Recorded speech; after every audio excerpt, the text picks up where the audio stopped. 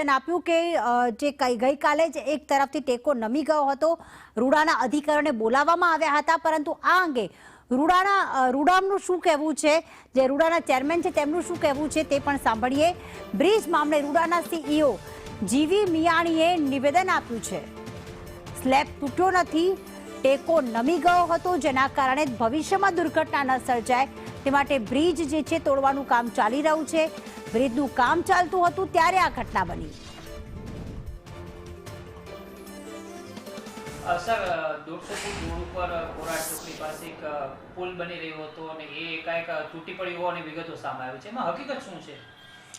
150 ફૂટ second ring road ઉપર જે ring રોડનું કામ ચાલુ છે, સાથે સાથે ત્યાં બ્રિજનું કામ પણ ચાલુ છે. બ્રિજની કોન્ટ્રાક્ટર છે બેકબોન કન્સ્ટ્રક્શન છે, એમના દ્વારા બ્રિજની કામગીરી શરૂ છે. એમાં કાલે સવારે 11:30 વાગે અમારા એક્ઝિક્યુટિવ એન્જિનિયરની હાજરીમાં બ્રિજ પર સ્લેબ ભરવાનું કામ, ફર્સ્ટ સ્પાનની અંદર સ્લેબ ભરવાનું કામ શરૂ હતું. એ દરમિયાન જેમ જેમ વજન વધતા, સ્લેબનું વજન વધતા, નીચે જે ટેકા હોય ટેકલ સેટલ થતાં એક ટેકો સહેજ નમી જતા એન્જિનિયર દ્વારા એ કામગીરી અટકાવવામાં આવેલી હતી અને જે કામ થયેલું છે તાત્કાલિક અસરથી દૂર કરવા માટેની સૂચનાઓ આપવામાં આવેલ છે.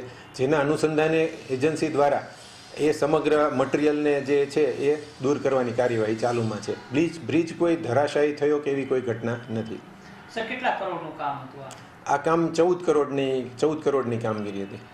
ત્યાં કોન્ટ્રાક્ટર છે એના કોઈ પેટા કોન્ટ્રાક્ટર હતા, એમને કહ્યું કે આ જે ભાગ છે એમને MMK કન્સ્ટ્રક્શન કંપનીને આપેલું છે અને લગભગ 2.5-3 કરોડ રૂપિયા આસપાસનો કોન્ટ્રાક્ટ છે.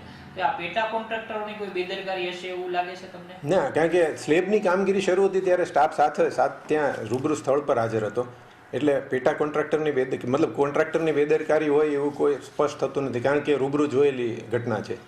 આ વખત કામગીરી સમયે ઇજનેરો હોય છે ત્યાં? સ્લેબની કામગીરી શરૂ હોય છે ત્યારે અમારા ઇજનેરો ફરજિયાત હાજર રહેતા હોય છે.